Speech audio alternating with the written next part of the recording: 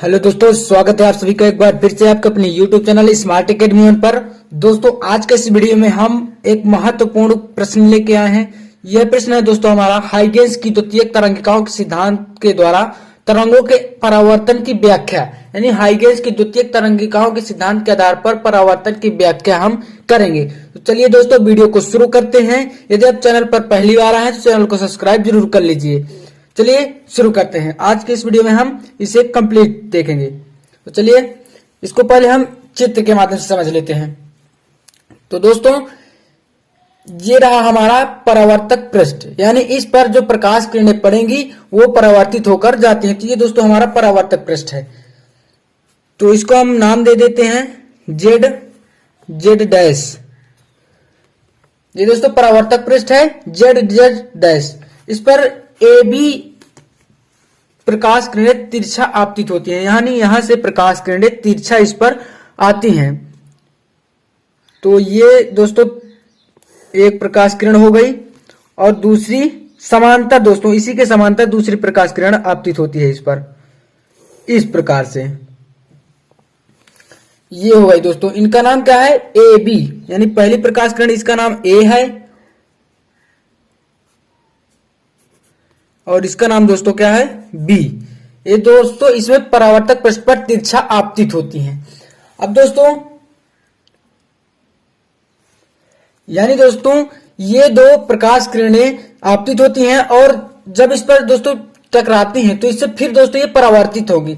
तो जब तक दोस्तों ये प्रकाश किरण यहां पर टकराएगी तब तक में ये प्रकाश किरण यानी ये वाली दोस्तों यहां पर रहेगी। अब दोस्तों इसको यहां तक पहुंचने में जितना समय लगेगा उतने समय में ये प्रकाश किरण परावर्तित हो जाएगी, यानी कि ये तरंगाग्र हमारा इधर से परावर्तित हो जाएगा। अब दोस्तों तरंगाग्र क्या है, तरंगाग्र जब किसी माध्यम में स्थित तरंग स्रोत से तरंगे निकलती हैं, यानी किसी माध्यम, एक माध्यम है दोस्तों, तरंग स्रोत से तरंगे निकलती हैं तो स्रोत के चारों ओर स्थित माध्यम के कण, इस माध्यम के कण जो हैं कंपन करने लगते हैं, यानी कंपन की समान कला में होते हैं।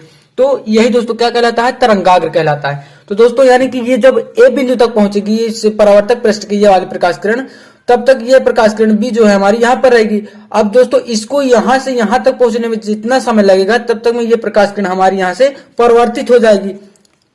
तो ये हमारी यहां से इधर को परावर्तित हो जाएगी इस प्रकार से। तब तक दोस्तों ये यहां तक पहुंची और ये प्रकाश किरण हमारी यहां तक यानी कि ए से ए डैश पर पहुंची, यानी बी वाली जो है यहां से ए डैश तक पहुंची। अब दोस्तों ये भी हमारी यहां से परावर्तित होगी। अब दोनों दोस्तों एक दूसरे के समांतर हैं, यानी कि दोनों के बीच का कोण 0 डिग्री है। तो ये यहां से हमारी इस प्रकार से समांतर आपतित हुई और समांतर यहां से परावर्तित हो गई। अब दोस्तों यहां पर देखिएगा, इस पर एक हम लंब डालेंगे, इस प्रकार से यहां पर एक लंब डालेंगे हम, जहां पर दोस्तों इसके बीच का जो ये कोण है हमारा यहां पर 90 डिग्री होगा। ये एंगल क्या है, 90 डिग्री होगा। इसी प्रकार से दोस्तों इस पर भी हम एक लंब डालेंगे यहां पर, तो इसका भी दोस्तों कोण क्या होगा हमारा, 90 डिग्री। ये दोस्तों यहां पर 90 डिग्री के हो गए। अब देखिएगा दोस्तों इसका नाम हम यहां पर दे देंगे बी डैश। तो इस पर हम लिखेंगे कैसे कि माना जेड डैश एक परावर्तक पृष्ठ है जिस पर समतल तरंगाग्र ए बी तिरछा आपतित होता है और मान लो टी समय, यानी टी समय में हमारा तरंगाग्र ए बी तिरछा आपतित होता है और तरंगाग्र जेड डैश को बिंदु ए पर स्पर्श करता है, यानी ए पर ये स्पर्श करता है। अब चलिए हम इसको देखते हैं, लिखेंगे कैसे इस प्रकार से। तो यहां पर आपको लिखना है, माना जेड डैश एक परावर्तक पृष्ठ है जिस पर समतल तरंगाग्र ए बी तिरछा आपतित होता है। ये दोस्तों इस पर तिरछा यहां से इस परावर्तक पृष्ठ पर आपतित हुआ है और मान लीजिए टी बराबर 0 समय पर तरंगाग्र पृष्ठ जेड डैश को बिंदु ए पर स्पर्श करता है, यानी कि ये टी बराबर 0 समय पर यहां पर स्पर्श करता है। यदि तरंगाग्र को बी वेग से तरंगाग्र के बिंदु बी को पृष्ठ ए डैश तक पहुंचने में लगा समय टी हो, यानी कि जो ये दूसरा वाला दोस्तों ये है बी, इसको बी वेग से चलता है, ये बी वेग से चलता है और ए डैश तक पहुंचने में इसको कितना समय लगा, टी समय लगा। तो पहुंचने में लगा समय टी हो, तब जैसे जैसे तरंगाग्र ए बी आगे बढ़ता है, यानी दोस्तों ये जो तरंगाग्र है जिस पर जैसे जैसे धीरे धीरे आगे बढ़ेगा ये वह पृष्ठ के ए व ए डैश के बीच बिंदुओं से टकराता है। यानी कि जो ये पृष्ठ है यहाँ पर ए डैश के बीच जो बिंदु हैं, तरंगाग्र दोस्तों कणों के रूप में चलेगा। यानी कि इस प्रकार से कुछ कण होंगे यहाँ पर इन दोनों प्रकाश किरणों के बीच में, तो यहां से यहां तक में पृष्ठ में टकराएगा ये दोनों के बीच में। तो ए डैश के बीच बिंदुओं से टकराता है और अतः इन बिंदुओं से द्वितीयक तरंगिकाएं निकलती हैं। दोस्तों मैंने आपको बताया था हाइगेंस की द्वितीयक तरंगिकाएं, तो यही है, इन दोनों पृष्ठों से जब यहां पर टकराएगा तो इनसे द्वितीयक तरंगिकाएं निकलेंगी। यानी कि जो द्वितीयक तरंगिकाएं हैं वही दोस्तों परावर्तित होंगी, तो यहां से निकलेंगी। अब जो कि v वेग से आगे चलती हैं, यानी कि उनका भी वेग क्या होगा दोस्तों, v। अब इनका वेग नहीं बदला, जैसे कि ये प्रकाश किरणें v वेग से आई थी, तो ये परावर्तित जब होंगी तो भी इनका वेग v ही होगा, क्योंकि दोस्तों माध्यम नहीं बदला, इसलिए इनका वेग नहीं बदलेगा। यानी कि v वेग से आई थी और v वेग से ही परावर्तित होंगी, तो इनका वेग नहीं बदला। अब जितने समय में तरंगाग्र यानी कि सबसे पहले बिंदु ए से द्वितीयक तरंगिकाएं निकलती हैं। अब मैंने आपको बताया दोस्तों कि सबसे पहले जब ये वाला ए है हमारा यहां पर टकराएगा ये तरंगाग्र, तो सबसे पहले यही परावर्तित होगा, क्योंकि दोस्तों बी वाला हमारा यहां तक परावर्तित पृष्ठ तक अभी पहुंचा ही नहीं है, ये तो यहीं पर है। अब दोस्तों ये यहां से जब यहां पर पहुंचेगा तब हमारा बी वाला यहां परावर्तक पृष्ठ यानी ए डैश बिंदु पर पहुंच जाएगा, तब तक ये दोस्तों हमारी यहां से परावर्तित हो जाएगी। तो यही यहां पर बताया गया है कि जितने समय में यानी कि उतने ही समय में हमारा क्या होगा, द्वितीयक तरंगिका बिंदु ए से चलकर बिंदु बी डैश तक पहुंच जाएंगी। यानी कि ये दोस्तों हमारा जो बिंदु बी डैश है यहां पर, इसको हम नाम देंगे बी डैश। तो चलिए हमने यहां पर दे दिया, तो हम यहां पर इसे दे देते हैं ये। यानी कि जितने समय में हमारा ये वाला बी जो है यहां तक पहुंचेगा, उतने समय में हमारी ए जो वाली ये तरंग है यहां तक पहुंच जाएगी, बी डैश तक पहुंच जाएगी।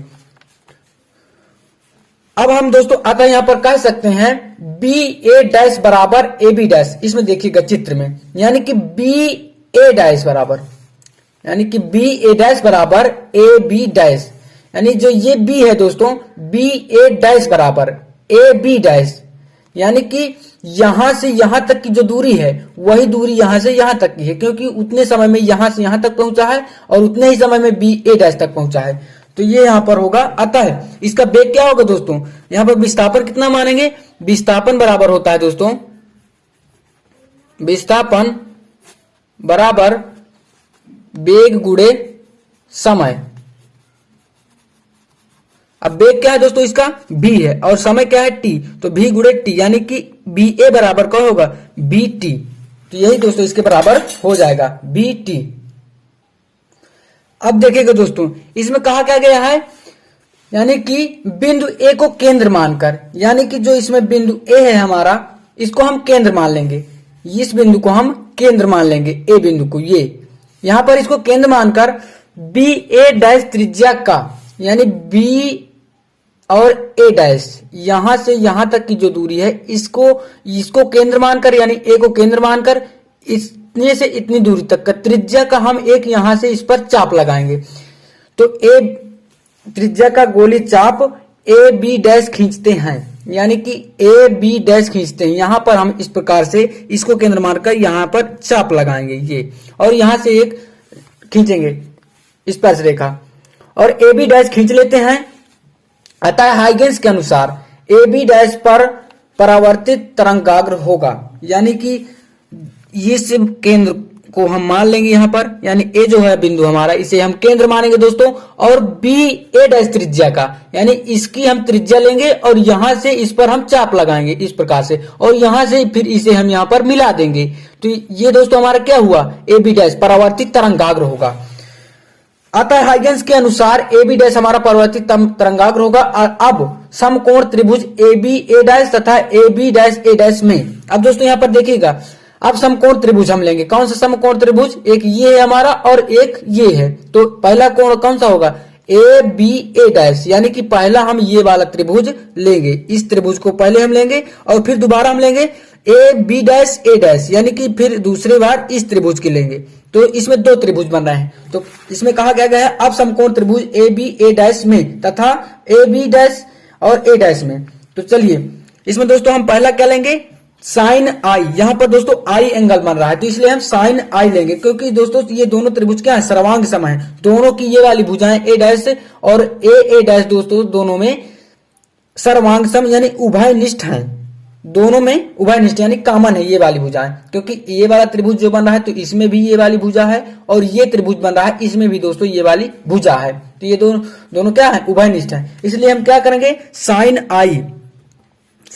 आई बराबर, अब दोस्तों साइन आई बराबर देखिएगा बी ए डैश, यानी कि बी ए डैश, साइन बराबर क्या होता है, लंब बटे कर्ण, तो लंब और बटे में कर्ण, यानी कि ये वाला हमारा कर्ण का काम करेगा और ये लंब है, तो इसमें क्या लिखेंगे, साइन आई बराबर दोस्तों क्या होगा, साइन आई बराबर बी ए डैश बटे ए डैश, ये हो गया हमारा साइन आई का।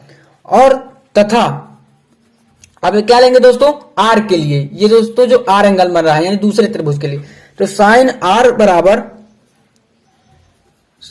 बराबर इसमें भी दोस्तों ये वाला क्या है, कर्ण का काम करेगा और ये दोस्तों कर्ण का काम करेगा और ये लंब का काम करेगा, तो इसमें भी दोस्तों हम करेंगे ए बी डैश बटे ए डैश, ये दोस्तों दोनों में क्या है, कॉमन है ए डैश।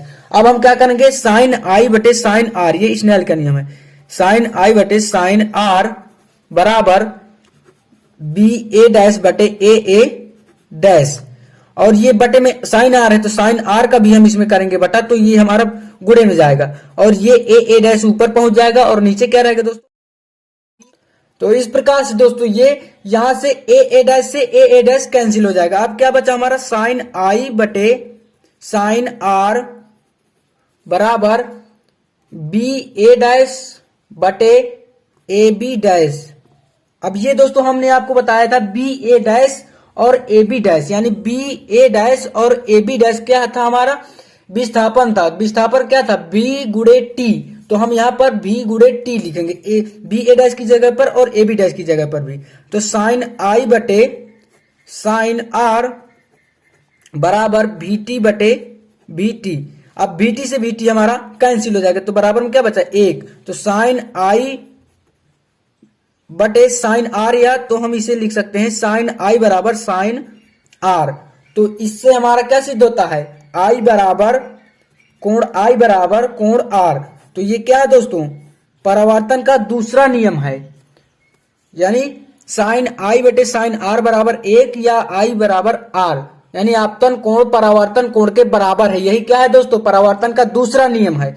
और परावर्तन का पहला नियम होता है आपतित किरण, परावर्तित किरण और आपतन बिंदु तथा अभिलंब तीनों एक ही तल पर होते हैं। यही दोस्तों क्या होता है, परावर्तन का दूसरा नियम, यानी आपतित किरण, परावर्तित किरण, आपतन बिंदु और अभिलंब एक ही तल में होते हैं। यही दोस्तों होता है परावर्तन का दूसरा नियम। तो पहला नियम, तो दूसरा नियम हमारा यहां पर सिद्ध होता है आई बराबर आर से, और पहला नियम है हमारा आपतित किरण, परावर्तित किरण, आपतन बिंदु और अभिलंब तीनों एक ही तल पर होते हैं। यही है दोस्तों हमारा परावर्तन के नियम। तो आशा करता हूं आपको वीडियो पसंद आया होगा। ये रहा हमारा हाइगेंस की द्वितीयक तरंगिकाओं का सिद्धांत। इससे अगले आने वाली वीडियो पर हम दोस्तों हाइगेंस की द्वितीयक तरंगिकाओं के सिद्धांत पर अपवर्तन की व्याख्या देखेंगे। तो यदि आप चैनल पर पहली बार आए तो चैनल को सब्सक्राइब जरूर कर लीजिए।